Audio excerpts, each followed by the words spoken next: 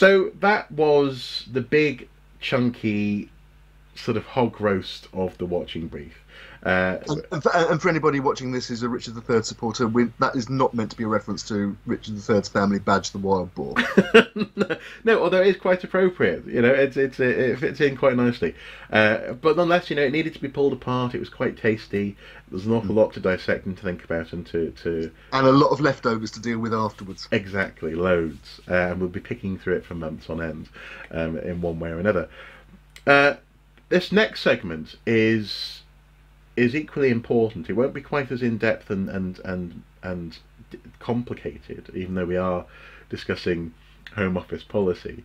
But it has the potential, in conjunction with the first segment, or the first of these two segments, to to, to coalesce into something which is really quite difficult and quite potentially quite damaging to archaeologists working in the UK, but also particularly archaeologists coming from abroad to work in the UK.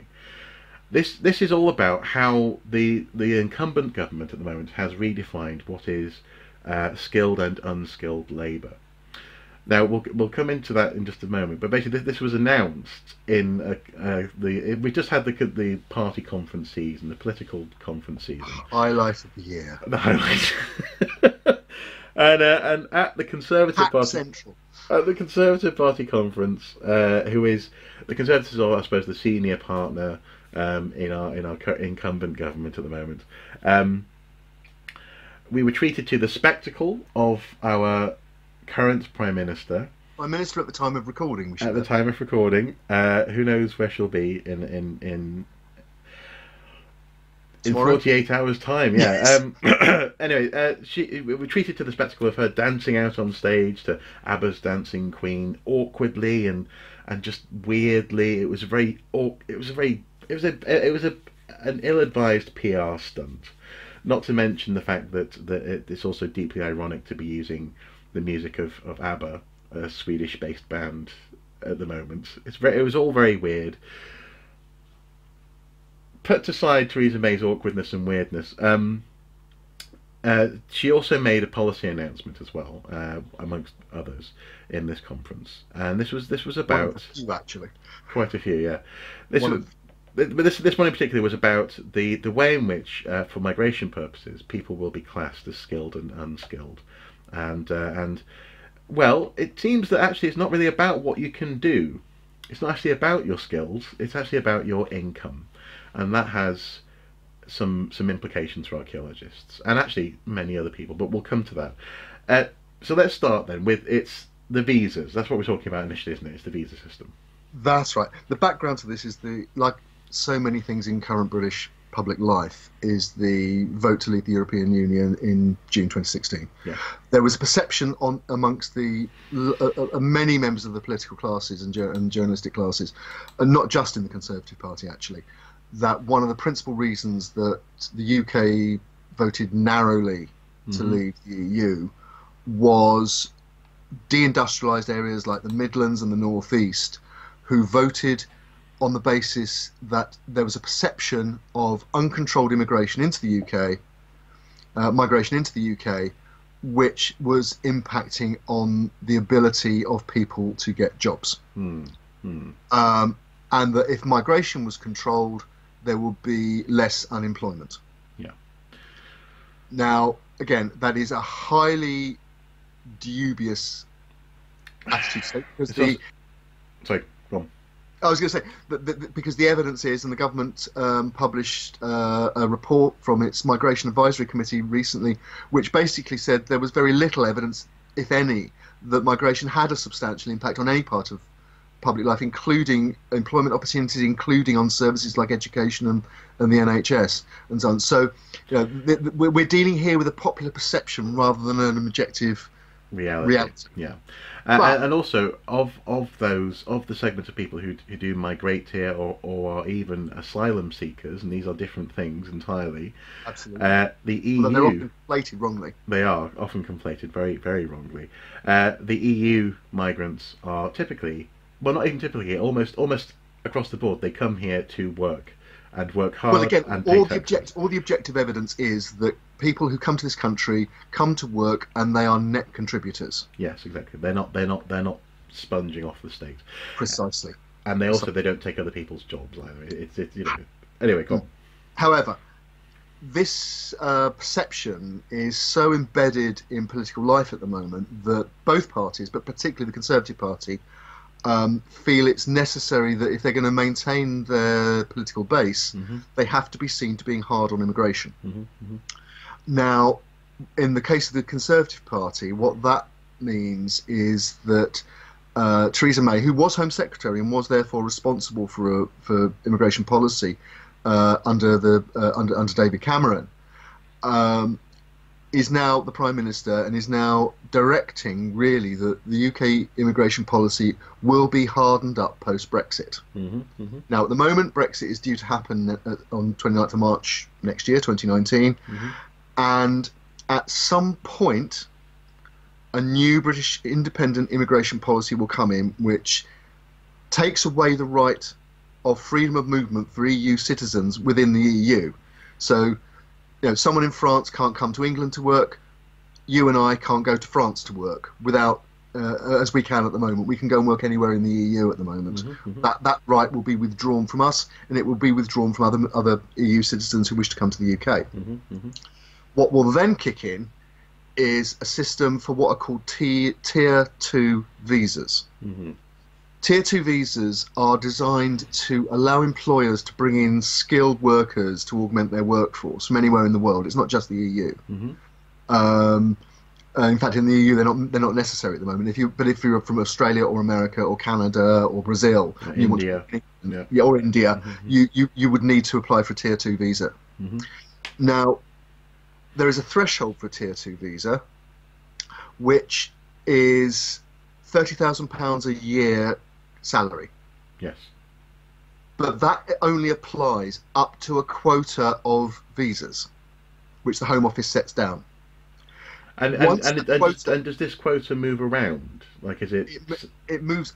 It moves around from time to time, but and so from year to year it might be different.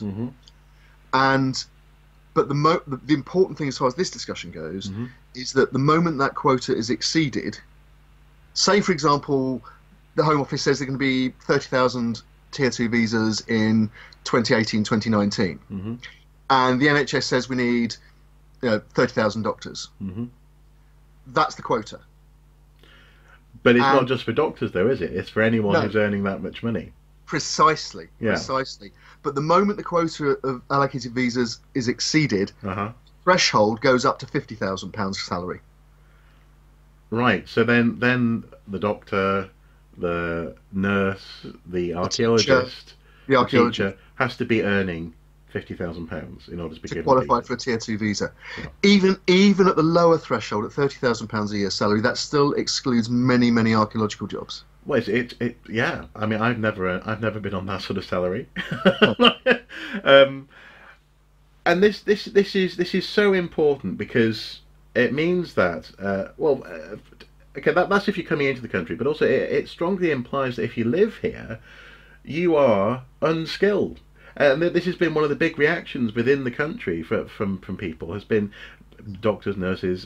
We've had people, vets, other people commenting, for example, on the Archaeology page when I highlighted this policy, saying, "Well, that's ridiculous. That cuts out 85% of the UK workforce and classes them as unskilled labour." And yet, most graduates do not. Graduates are people who are skilled, people who have got qualifications, who've worked hard for those qualifications, and who are trying to apply them in the workforce. Most of them don't get to earn £50,000 or even £30,000. Absolutely. Well, let me put this in context with some hard figures. The Chartered Institute for Archaeologists put out a statement when the Migration Advisory Committee report came out earlier on in September, whose recommendations the government based its policy on, although they appear to have hardened it up somewhat. But let me just give our audience some of the figures that CIfA quotes in terms of how the kind of impact this could have. First of all, most people employed in UK archaeology on the ground in terms of their education might be regarded as highly skilled. So, for example, the archaeological workforce, professional archaeological workforce that CIfA has surveyed, 93% hold first, bachelor degrees. Mm-hmm. Nearly half have master's degrees, Mm-hmm. and a fifth have doctorates. Mm-hmm.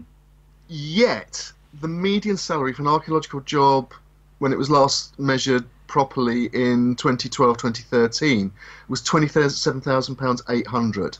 That's nearly £3,000 below the threshold for a Tier 2 visa. Yeah, yeah.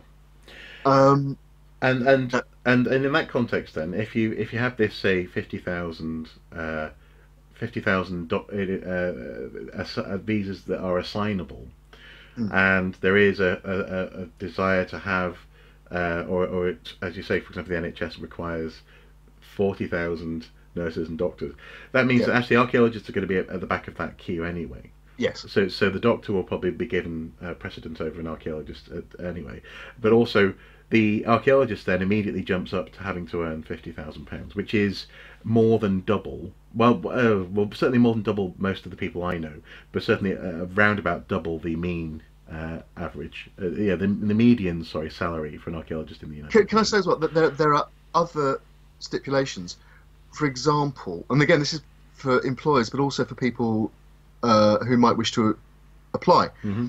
First of all, you need to allow at least up to, because according to that, and again, I'm looking at the Home Office website while we're talking about this. You need to apply up to 3 months before the day you're due to start. Mm-hmm. You have to have a certificate of sponsorship from your would-be employer, Mm-hmm. who has to be a licensed sponsor. So you can't just go, Joe down the road running the local garage can't give you a letter of sponsorship. You have to have a licensed sponsor. Well, or frankly, in this day and age, with lots of local archaeological units linked with counties and universities having to shut down, they start up their own smaller companies.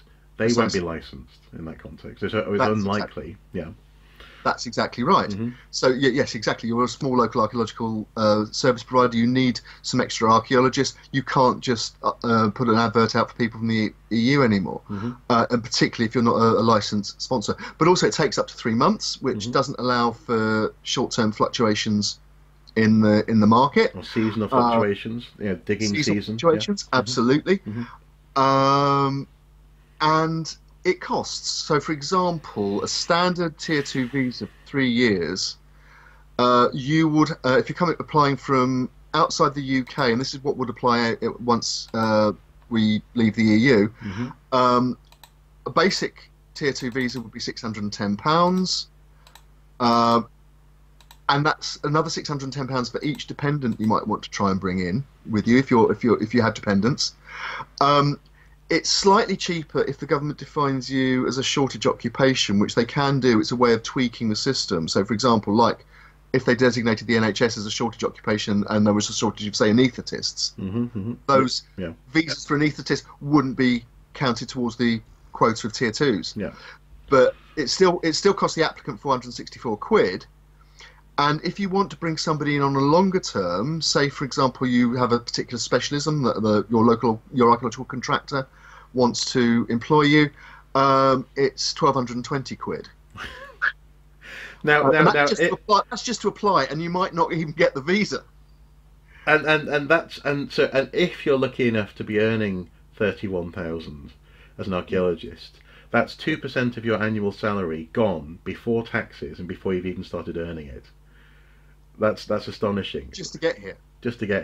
Well, that's 2% on the non-shortage designation, and it's also hopefully the larger designation of the more than £1,000 would probably hopefully be paid by the company.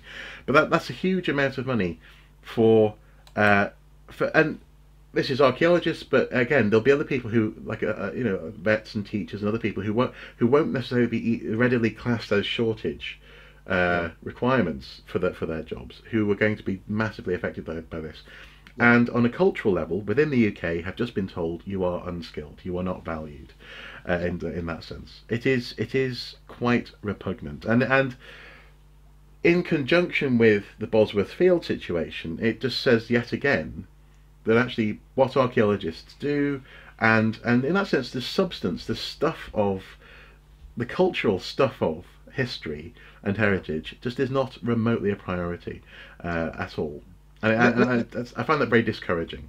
I think a lot of objective people would agree with you. Let me just, again, put this in context.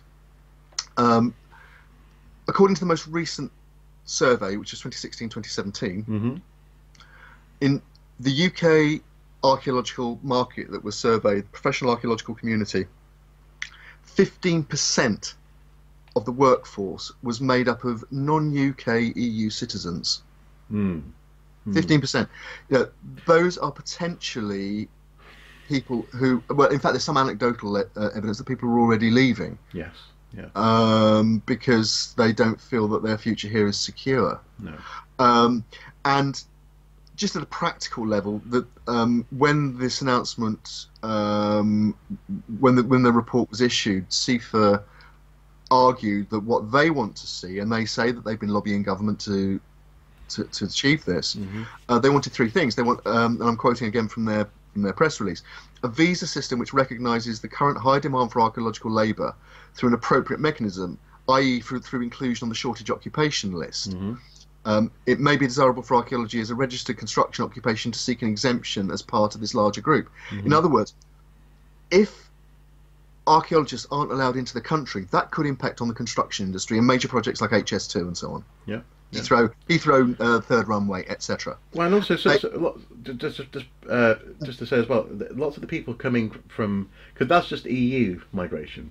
I can think of lots of people who are from, say, the US and others who work in archaeology, who I know, I'm friends with them, and they live and work here, and often they will have skills and knowledge which is not necessarily taught at the moment conventionally within the UK.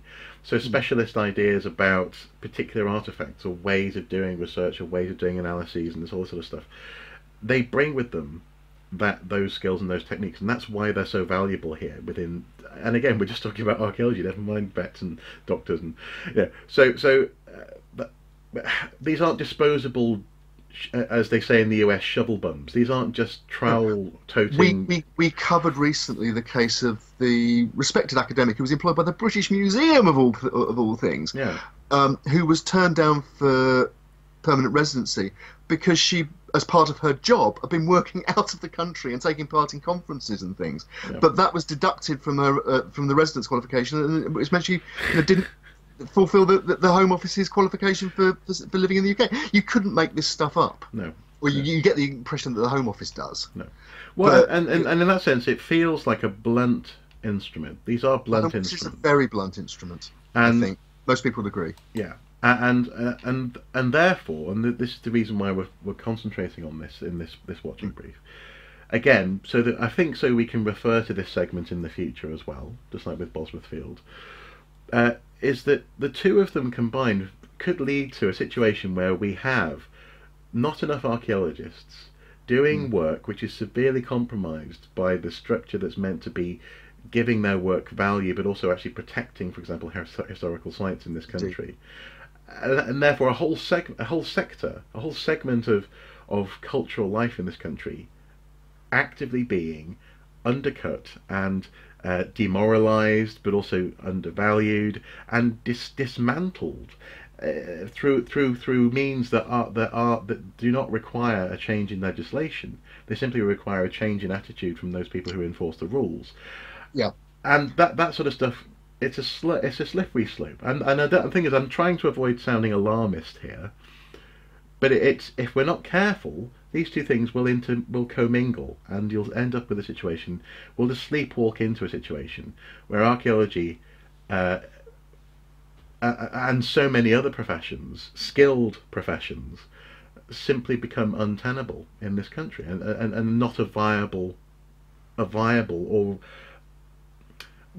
what productive thing. I'm trying to express this in so much as the output of these sectors at its best actually adds to the cultural value, eventually the economy, but also actually the level of expertise. Being able to actually consult with someone on, for example, what that battlefield is, and therefore have a decent conversation about planning, which impacts on what's built there, which impacts on the local economy and therefore the national economy. This is the potential here for just pulling out a piece of this Jenga pile without really thinking about it is very dangerously real. It's a prospect that feels potentially imminent, as it were.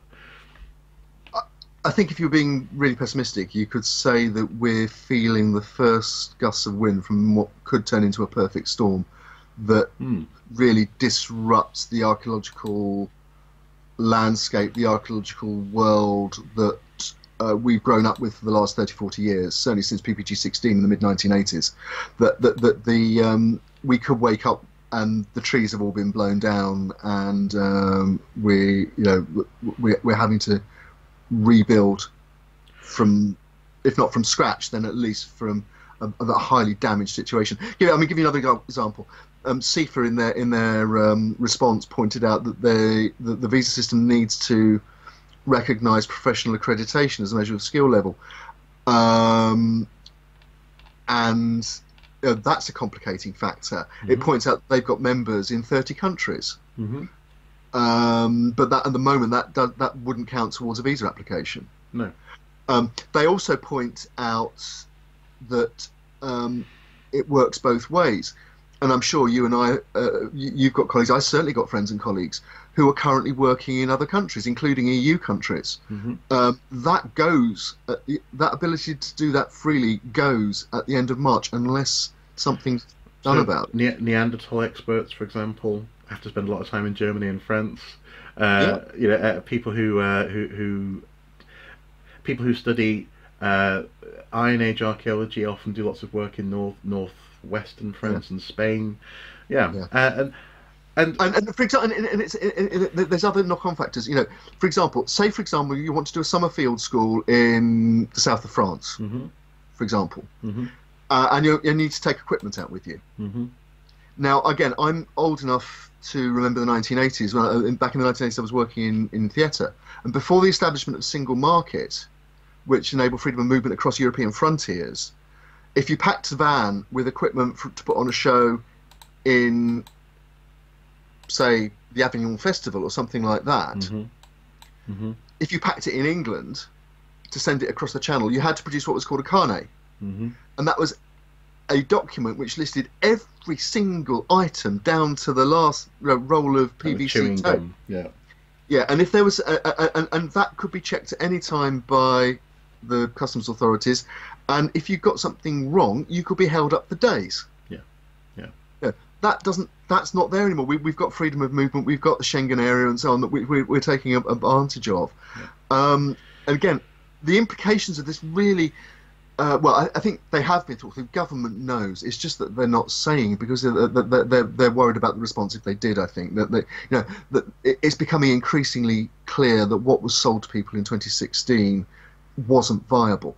Well, what was sold to them was an empty box with the label Brexit on it. We had no idea what this box contained. Other than it was wrapped with a ribbon of less migration. Absolutely, and exactly, and now that the box lid's been thrown wide open, not least by the government's own papers indicating what would happen in the event of a no deal, no agreement with the EU on exit, and we see that the box is probably bottomless and it's full up with nasty smelling brown stuff. It's only getting more full. Although actually archaeologists quite like nasty smelling brown stuff. It often contains wonderful evidence of human occupation. Although the evidence talking about evidence, there are rumours, for example, that increasingly in Whitehall civil servants are asking ministers for written instructions for this, that, and the other, because they don't want to be seen as responsible when the inquiry happens. Exactly. Yeah. So everyone's rushing to cover their own bases, politically and in terms of implementation of policy, but also just to come briefly back to this idea of a landscape, this idea of the archaeological landscape which we have enjoyed for the past 30 or 40 years. It should be remembered that landscape wasn't simply put in place by archaeologists. You know, I can almost hear people, as it were, or type it, or see people typing. Yeah, well, of course you're going to complain about this being lost. You, the people who benefited from it. Exactly. Ramonas, but also the fact that we're archaeologists complaining about the archaeological impact. Yeah. But the thing is, this archaeological context of planning policy, having archaeological work done ahead of development, so on and so forth, was not just.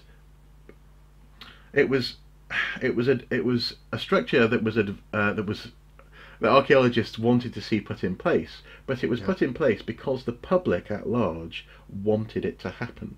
It wasn't simply that the specialists wanted to have their own specialism acknowledged by those in power. It was that the public outcry, when this stuff is undervalued, was so overwhelming that the government at the time was shamed, basically, into doing something about it. We talk about populism, we talk about the fact that at the moment there is the perception that people in Britain, above everything else, simply want less migration. But that's partly because they're not being presented some of this other stuff that is a genuine reality. And at the time, 40 years ago, and I suspect now, if we say to them, well, actually, that castle conceivably could just be knocked down, or part of it could be turned into a power station, that will cause a tremendous outcry. This isn't just us going, oh, we're going to lose our special place. This is more about actually a genuine national resource that was put in place at the behest of the people, as it were, being just tacitly dismantled without any formal need for changing the structures that have been put in place to protect it. Or debate around it. It's like the argument. One of the arguments around Brexit is that it's being driven by a relatively small group on the right of British politics, by and large. Although there are Lexit supporters as well, people on the far left, but who want to see an end to the kind of regulation designed to create a level playing field that the EU represents. But also regulation that works in the public interest in terms of the environment. So, Lord knows the EU is not perfect. It does many things that are wrong, but it also does many things that are right. And so, for example, the right to take your government to court for breach of environmental regulations is a really important one, and that's being lost to us because that's not been replicated in the current proposals for post-Brexit Britain. And I mean, I think, to bring it back to the archaeological reality, if you like, on Saturday, I went to the London Archaeologists at 50 conference, which was a conference held in London to celebrate the 50th birthday of London Archaeologists magazine. And one of the big takeaways from that, for me, listening to people who've been working in the archaeology in Greater London throughout that period and taking an overview of that period, was that we are where we are now, and great archaeology has happened, and some really talented people have come through the system because archaeologists worked with politicians and communities and the media and whatever to create a landscape where archaeology could happen, and where things were going wrong, where developments were happening in a way that wasn't felt appropriate by the archaeologists but also by the communities, the system was changed so that, and the Rose Theatre is the most famous instance, when the archaeologists combined with the theatre world and academia to say this building is so important it has to be saved, it can't be destroyed by an office block. And that created the modern, it was one of the factors, not the only one, but it was one of the factors that led to modern planning archaeology. And we're slowly being rowed back with very little debate, and that's the real problem I think we're facing here. Yeah, without a doubt. So we have, I think, laid out two hearty segments there, and I think these things are undeniably they undeniably have political connotations, and they're tied up with politics. But this is the world. This is the real world, folks. So if some of you are going, "Oh, you're being political," it directly impacts on what we love, and what we love is archaeology. So we presented these two segments as things that we can refer back to in the future, but also because this month we felt that this was really important, just to try and lay this stuff out and present it for you guys to talk about. And can I make one last comment, Mark? I quoted CIfA data, but there's very little data about the views of archaeologists, and particularly archaeologists who aren't members of CIfA. Yeah. We've covered this before, but really this is just a final plea, request, suggestion that people who think about this, maybe have heard the arguments here and want to make their voice heard. We have got an online survey that you can fill in. It's on Google Forms. It's anonymous. We only ask you to supply an email to prove that you're not a bot. But once you've done that, you're not going to be, you contacted by a call centre or anything like that. But there are some really crucial questions there about, for example, whether you're an EU passport holder who's working in Britain, or a British passport holder who wants to work in the EU or elsewhere in the world. It's about collecting real-world data and opinions about this really important subject. So if you haven't already, please fill it in, and please share it with your friends to fill it in, so we can get as wide a sample as possible. Because, as I say, at the moment, the voices are rather disparate, and I think we certainly agree. I think that we need to know what people think. Yeah, absolutely.